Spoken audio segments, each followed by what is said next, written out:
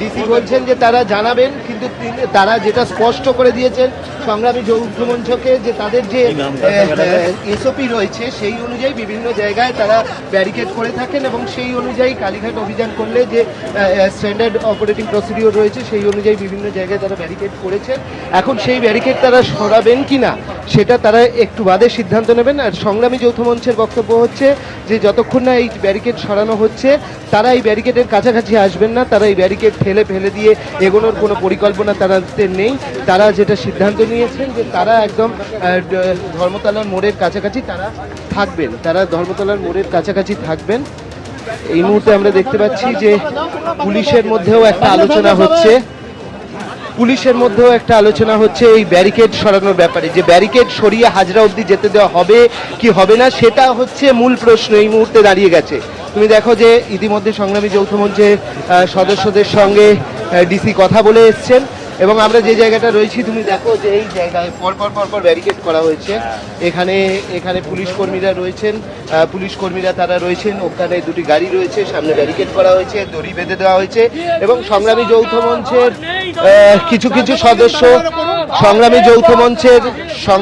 মঞ্চের কিছু সদস্য এখানে এগিয়ে এসছেন, তারা স্লোগান দিচ্ছেন, কিন্তু যেটা নেতৃত্ব বলে দিয়েছেন যে কেউ আসবেন না। এখানে দেখো দূরে দাঁড়িয়ে রয়েছেন সংগ্রামী যৌথ মঞ্চের যারা ডিএ আন্দোলনকারী, তারা দূরে দাঁড়িয়ে রয়েছেন, তাদের বক্তব্য যে তারা এই ব্যারিকেডের কাছে আসবেন না, ব্যারিকেড সরাতে হবে এবং ব্যারিকেড সরানো হলে তবে তারা হাজরা অবধি যাবেন এবং যতগুলো ব্যারিকেডের মাঝখানে রয়েছে হাজরা অবধি সেগুলো সরাতে হবে। তারা এই ব্যারিকেড ঠেলাঠেলি করতে চান না, তারা চান যে হাজরা অবধি গিয়ে নিজেদের যে আন্দোলন সেই আন্দোলন সেখানে ব্যক্ত করবেন এবং করে তাদের কর্মসূচি সমাপ্ত করবেন। এখন পুলিশের সঙ্গে এই ব্যাপারে পুলিশের সিদ্ধান্ত যে এই ব্যারিকেড এখন সরবে কিনা, যে হাজরা অবধি তাদের যেতে দেওয়া হবে কিনা।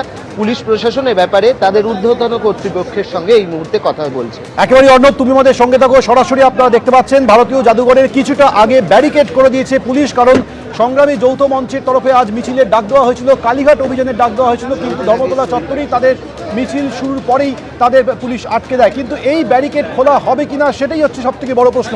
আমাদের সঙ্গে রয়েছে আমাদের অপর প্রতিনিধি সুকান্ত মুখোপাধ্যায়। সুকান্ত,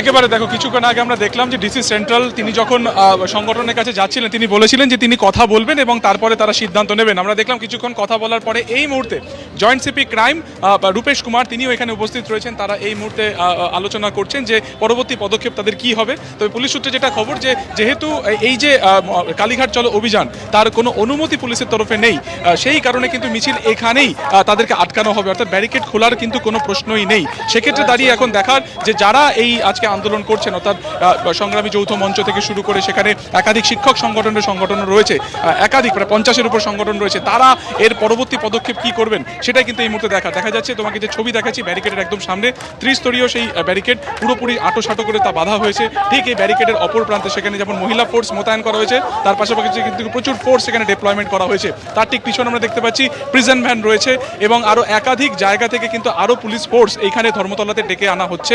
তার কারণ এখানে যেহেতু একটা ল অ্যান্ড অর্ডার সিচুয়েশন বা আইন শৃঙ্খলা জনিত একটা সমস্যা তৈরি হয়েছে, পুরো যে ধর্মতলা তা পুরোপুরি রাস্তা সাধারণ যে যানবাহন তার জন্য পুরোপুরি বন্ধ